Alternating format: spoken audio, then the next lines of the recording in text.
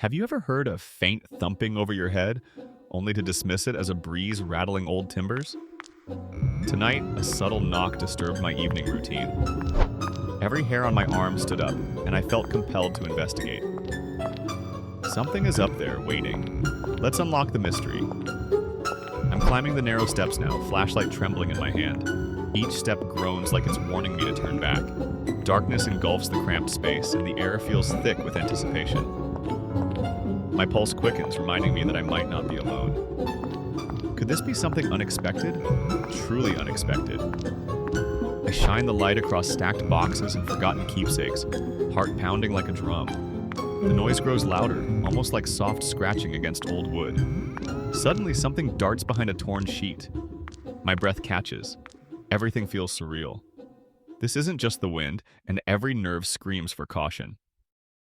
Biting my lip, I inch closer, expecting a stray raccoon or frightened bird. Then I see glowing eyes, bright and intelligent, fixed on me in the gloom. A quiet hiss breaks the silence. It's no mere critter. It appears almost human-like. Fear grips me, yet I can't look away. Discovery awaits.